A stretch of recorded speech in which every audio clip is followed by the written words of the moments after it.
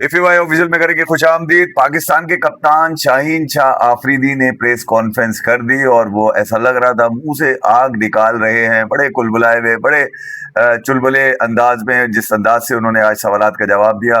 कहीं कहीं तो ऐसा लगा था कि उनको शायद सवाल करना भी बुरा लग रहा है, क्योंकि पाकिस्तान की परफॉर्मेंस इस कदर गिरी हुई है कि यकीनन कोई भी कप्तान हो, भले टेस्ट का हो, भले T20 का हो, भले ही ओडीआई का हो, वो यही कहता हुआ नजर आएगा आपको कि यार हम तो अपने घर वालों को भी टाइम नहीं दे पा रहे, ना ही टीम को सुधार पा रहे हैं, ना ही टीम को जिता पा रहे हैं, और कहीं ना कोई बहाने करते हुए नजर आ रहे हैं। उनसे खास तौर पे जो बात की गई वो पाकिस्तान ऑस्ट्रेलिया ओडीआई सीरीज, फिर वर्ल्ड कप पे पाकिस्तान के क्या प्लान है, क्योंकि रोड टू वर्ल्ड कप कहा जा रहा है इन 3 ओडीआईस को। पाकिस्तान यकीनन ऑस्ट्रेलिया के खिलाफ 3 ओडीआईस का आगाज आज से करेगा, और तकरीबन 4:30 बजे के वक्त के मुताबिक पाकिस्तान में ओडीआई मैच शुरू किया जाएगा। शाम और रात के दरमियान ये मैच है। यकीनन पाकिस्तान क्या टॉस जीतकर बैटिंग करेगा, फील्डिंग करेगा, ये भी शाहीन से सवाल हुआ, शाहीन शाह अफरीदी से ये भी सवाल हुआ कि यही बताइए कि रिजवान को क्यों निकाला। रिजवान का भी बताया उन्होंने कि यार उसकी क्रिकेट खत्म नहीं हुई। तो मैं ये कह रहा हूँ कि शाहीन शाह अफरीदी से सबसे पहले जो बात की गई वो ये की गई कि ये बताइए माइक हेसन जो सबको कहते हुए घूम रहे हैं, मतलब सबको ही पता है दुनिया में कि यार कुछ प्लेयर्स ऐसे हैं जो यकीनन पाकिस्तान के लिए पूरी इनपुट नहीं दे पा रहे, यकीनन पाकिस्तान की जीत में उनकी कोई इनपुट नहीं होती है। तो शाहिद शाह अफरीदी ने कहा कि अगर आप मुझसे पूछेंगे तो ऐसी कोई बात नहीं है, मुझे तो किसी खिलाड़ी के ऊपर ऐसी कोई शक नहीं होता है, या मैं किसी खिलाड़ी को अदब नहीं मनाता। मेरी कोशिश ये होती है कि टीम जल रहे, टीम फैमिली की तरह खेलती रहे, हम आपस में सारे खेलते रहे और कोई भी कंट्रोवर्सी निकल के ना आए। यकीनन सवालात माइक हेसन की जानिब से पिछले 2-3 दफा माइक हेसन ने जब भी बात की, अब से यानी कि 10 दिन पहले भी, जब ईद से पहले भी माइक हेसन से बात हुई थी, रिजवान के निकाले जाने पे बात हुई, जब भी उन्होंने कहा, बाबर आजम के हवाले से भी कहा, मिडिल ऑर्डर के हवाले से भी उन्होंने यही बात करी थी। मगर ये कि शाहीन शाह अफरीदी ने कहा कि वो ख्याल में शायद इतना नोट करते नहीं है कि कोई इनपुट पूरी दे नहीं रहा है। वो कह रहे हैं कि मेरी नज़र में सब चीज़ें सेट चल रही हैं, क्योंकि यार मैं कप्तान हूँ, मुझे पता है कि कौन सा खिलाड़ी कितना इनपुट देता हुआ नजर आता है। साथ साथ उनसे ये भी पूछा गया कि ये बताइए कि आप लोगों की पेस इतनी गिर क्यों गई है, इतने मीडियम पेसर से भी कम पेस क्यों हो गई है, 128 130 का आप लोग बॉल करते हुए नजर आ रहे हैं, एवरेज बॉल बहुत ज्यादा 132 का नजर आता है, जिसपे उन्होंने कहा कि अगर आप इशारा कर रहे हैं नाहिद की तरफ, जो अभी लास्ट सब लोगों ने सीरीज खेली है, तो उसके अंदर नाहिद एक मशीन है, नाहिद तेज कराता है, नाहिद अभी नया आया है, नाहिद ने 6-7 मैचेस खेले हैं, इसलिए वो तेज तेज बॉलें फेंक रहा है, नाहिद जब पुराना हो जाएगा तो स्लो करेगा। यार ये कौन सी लॉजिक है, मुझे ये समझ में नहीं आया। इस तरह की बात जो है, कहाँ की बात कहाँ से मिला के ये चले जाते हैं। फिर खास तौर पे उन्होंने ये भी कहा कि यार हम जो है वो इसके ऊपर काम कर रहे हैं, सीरियसली उन्होंने कहा कि हम इसके ऊपर काम कर रहे हैं। कब तक काम करेंगे भैया, आपका कैरियर अब तकरीबन 7-8 साल का हो चुका है, और आप इस वक्त ओडीआई के कप्तान हैं। 2027 के वर्ल्ड कप में अब ज्यादा टाइम भी नहीं रह गया, इतने ओडीआईज भी नहीं रह गए, और जो सवालात हैं वो उनकी तादाद बढ़ती जा रही है। भले ये कि आप जवाब दें, मैच जीत कर दें, अपनी परफॉर्मेंस से दें, फाइट कर दें, जवाब जवाब जो आता है वो प्रेस कॉन्फ्रेंस के अंदर आता है, और वो जवाब जिसका सर ना पाँव कुछ भी नजर नहीं आता। मगर क्योंकि अब कप्तान है, प्रेस कॉन्फ्रेंस तो करनी है और फिर सवालात का सामना भी करना है। सवालात तीखे जरूर थे, तकलीफ दे भी थे, चुभने वाले भी थे, और तादाद तकरीबन सवालात की वही इस गिर्द घूम रही थी कि ये कब ठीक होगा, वो कब ठीक होगा, वो वैसे कब ठीक होगा, फील्डिंग कब ठीक होगी, और ये कब ठीक होगी, मतलब तमाम सवालात इसी गिर्द घूम रहे थे। फिर रिजवान का आपको पता ही है यार, रिजवान के बारे में सवाल ना हो ऐसा कैसे हो सकता है। रिजवान जन्नती आप सॉरी, आपको याद होगा रिजवान जन्नती है, उसके बारे में ये कह चुके हैं। तो मैं ये कह रहा हूँ रिजवान के बारे में सवाल हुआ और उनसे ये कहा गया, शाहीन ने कहा कि नहीं यार, एक तो बहुत जल्दी आप लोग किसी बात का नतीजा ना निकाला करें। ठीक है, मैं भी टीम से बाहर था, मैं वापस आया, बाबर आजम टीम से बाहर थे, बांग्लादेश सीरीज में वो नहीं थे, वो भी वापस आए, तो रिजवान भी मेहनत कर रहा है। वो पीछे से जब मेहनत करेगा तो यकीनन उसको भी मौका लग जाएगा। फिर खासतौर पर यंगस्टर्स के हवाले से उन्होंने कहा कि यंगस्टर्स आते हैं, अच्छा परफॉर्म करते हैं, यकीनन जो यंगस्टर अच्छा परफॉर्म करेगा हम उनको मौके दे रहे हैं, और अगर वो यंगस्टर परफॉर्म नहीं कर सका तो फिर वो खिलाड़ी जो टीम से बाहर कर दिया गया है वो ले आया जाएगा। यानी कि रिजवान की तरफ कह रहे थे कि यार रिजवान के साथ ज्यादती हुई है। शाहीन को भी ऐसा लगता है कि ऐसे बातों से अंदाजा हुआ कि शाहीन को लग रहा है बातों से कि यार कहीं ना कहीं रिजवान के साथ ज्यादती हुई। बाबर आजम के हवाले से भी उन्होंने कहा कि हमारे वर्ल्ड क्लास बैट्समैन है, यकीनन ये सीरीज उनके लिए बड़ी अहम है, बल्कि आने वाले तमाम मैचेस ओडीआईस के जो है वो बाबर आजम अकेले लीड करेंगे, यानी कि अकेले अगर वो कोशिश करेंगे तो बाकी बल्लेबाज भी उनको देख के उनकी गाइडेंस के अंदर यकीनन पाकिस्तान की जीत में अहम रोल प्ले करते हुए नजर आएंगे। मिडिल ऑर्डर यकीनन बड़ा अहम है, क्योंकि माइक हेसन ने मिडिल ऑर्डर के हवाले से काफ़ी बात की थी, और मिडिल ऑर्डर के बाद आपके ऑलराउंडर्स जो हैं उनके ऊपर भी काफ़ी बात की थी। माइक हेसन का अभी भी मानना ये है कि मैं कुछ इस तरह के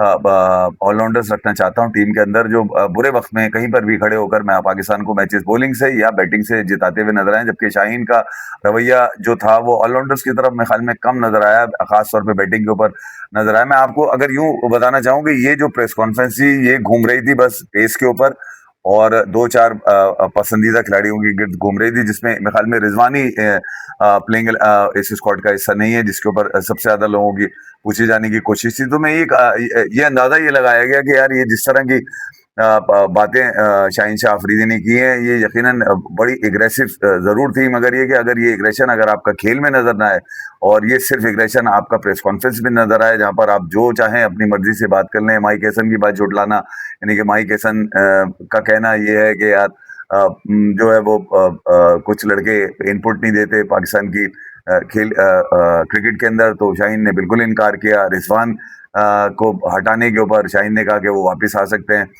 ठीक है, फिर बॉलिंग पेस के ऊपर बात की तो शाहीन ने बोला कोई पेस हमारी बिल्कुल ठीक है, हम लोग इसके ऊपर काम कर रहे हैं। तो मैं ये कहूंगा कि यार अगर ये कहा जाए कि यार पाकिस्तान का ये जो ओडीआई स्क्वाड है, जिसका जिसका मुकाबला भी ऑस्ट्रेलिया से, जो स्ट्रेंथ ऑस्ट्रेलिया की नजर आती है वो स्ट्रेंथ डेफिनेटली नहीं है, क्योंकि इसके अंदर कई एक बड़े खिलाड़ी मतलब ये कि जो प्रॉपर उनके ओडीआई के खिलाड़ी हैं वो तो इसके अंदर नहीं है। मिच मार्श नहीं है, मिच स्टार्क नहीं है, ट्रेविस हेड नहीं है, पैट कमिंस नहीं है, जोश हेजलवुड नहीं है। तो मैं ये कहूँ कि यार ऑस्ट्रेलिया जो आई हुई है वो ऐसी आई हुई है कि यार पाकिस्तान चाहे तो इनको अपनी इस टीम से भी, जो पाकिस्तान की इस वक्त करंट टीम है, उससे भी हरा सकता है, क्योंकि वो तमाम लड़के हैं। शाहीन इसके अंदर है, हारिस इसके अंदर आ गए, नसीम की वापसी हो गई है, अबरार आपके पास है, ठीक है, अब्दुल समद को आपने खिलाना है, ठीक है, बाबर आजम आपके पास है, एक रिजवानी तो टीम से बाहर है। तो टीम का तो कोई मतलब ऐसा नहीं है कि यार टीम में कुछ बहुत ज्यादा चेंजेस कर दी गई हैं। और रिजवान के लिए भी यही है कि यार वो नीचे अगर जो उसको क्रिकेट मिलती है अपनी क्लब क्रिकेट में, अक्सर मैंने देखा है कि वो फारिग तो बैठते नहीं है, वो जाके अपनी परफॉर्मेंस देते हैं और टीम में वापस आ जाते हैं।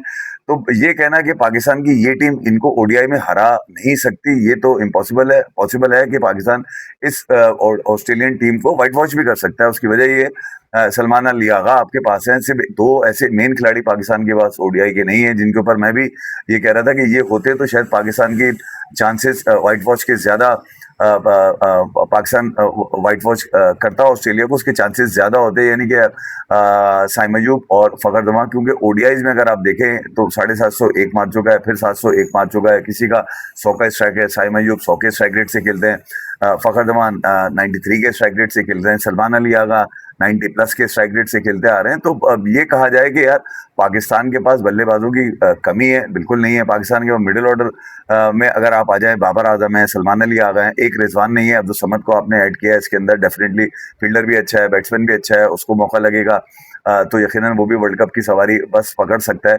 और साथ साथ नीचे अगर आप आएंगे तो आपको अरफात पिनास, पता नहीं उनको कल मौका लगता है नहीं लगता, मुझे नहीं पता, मगर ये कि मौका लगना भी चाहिए। एक बड़ा बैटिंग ऑर्डर और बॉलिंग लाइनअप के हवाले से खिलाड़ियों की कैसे डेफिनेटली ऐसा तो टी20 के अंदर ही होता है, जो शाहीन ने बताने की कोशिश की थी। रिजवान का सवाल मैंने आपको बता दिया। अच्छा, जो बड़ा अहम एक मुद्दा था ना, वो बड़ा बड़ा अहम था कि पाकिस्तान टीम की हालिया परफॉर्मेंस अच्छी नहीं रही है और फैंस भी नाराज हैं बतौर कप्तान। बड़ा अच्छा सवाल था, मुझे इस सवाल का जवाब शाहीन और बेहतर भी दे सकता था। सीनियर प्लेयर वाला बयानिया वो कह रहे हैं मीडिया बना रहा है। अच्छा, मीडिया हरवा रहा है, हरवा भी मीडिया रहा है, मीडिया भी सीनियर प्लेयर वाला बयानिया बिल्कुल ठीक है। और ये इसलिए भी बनता है कि पिछले 5-6 सालों में अगर आप देखें तो 3-4 खिलाड़ी तो ऐसे जो बक्शे में 4-5 खिलाड़ी ऐसे हैं जो बक्शे में टी20 खेलेंगे, ओडीआई ये खेलेंगे, ठीक है। और शाहीन का ये कहना कि यार इसके ऊपर ये जवाब देना कि यार अगर आप देखें तो हम तो बड़ी मेहनत करते हैं, हम तो दिनों रात जो है ना कोशिश करते हैं कि पाकिस्तान को जिताया जाए, जान लड़ाने को तैयार रहते हैं, ठीक है। और हम तो अपने घर वालों के साथ भी टाइम नहीं गुजारते, ठीक है, ज्यादातर टाइम हम क्रिकेट को देते हैं। मगर भैया अगर आप बेहतर ये है कि घर वालों को टाइम दे लें, कुछ और नए लोगों को मौका दे दें, हो सकता है वो जिता दें पाकिस्तान को यार। क्योंकि आप घर वालों को भी मौका नहीं दे रहे, क्रिकेट भी नहीं आप घर वालों से भी नहीं मिल रहा है, क्रिकेट भी नहीं आप जीत के दे रहे, तो फायदा क्या है? मतलब मैं ये कह रहा हूँ कि फायदा क्या। और ये सवाल बड़ा वैलिड था, जिन साहब ने भी किया था। तो ये यकीनन, मगर ये बड़ी हैरत की बात है, आप देख लीजिए मीडिया हरवा रहा है, मीडिया सीनियर प्लेयर्स का बयानिया बना रहा है, मीडिया ने रिजवान को बाहर किया, ठीक है, माइक एसन मीडिया पे कह रहे हैं आकर के यार कुछ प्लेयर्स ऐसे हैं जो 100% इनपुट नहीं दे रहे। ठीक है, शाहीन कह रहे हैं कि यार मुझे तो ऐसा नहीं लगता, मुझे ऐसा लगता है कि यार तमाम लड़के बिल्कुल ठीक खेल रहे हैं, हम बिल्कुल जेल हैं। तो मुझे ये समझ में नहीं आता कि यार आखिर कोच में और शाहीन में कुछ मामला सही चल रहे हैं, नहीं चल रहे हैं, ये भी देखने वाली बात है। क्या माइक एसन जो है वो व्हाइट बॉल की क्रिकेट में अब आजमूदा है या नहीं है, क्योंकि शाहीन ने आज बड़े उखड़े लहजे के अंदर इन चीज़ों का रिस्पॉन्स दिया है। क्योंकि पाकिस्तान यकीनन इस ओडीआई सीरीज में बेहतर करने की कोशिश करेगा।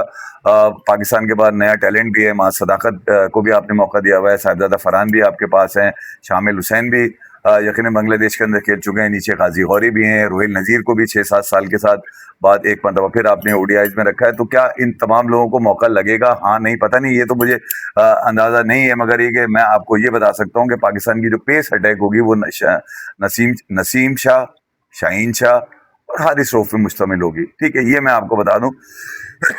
चौथा खिलाड़ी जो होगा वो अबरार होगा स्पिनर के अंदर।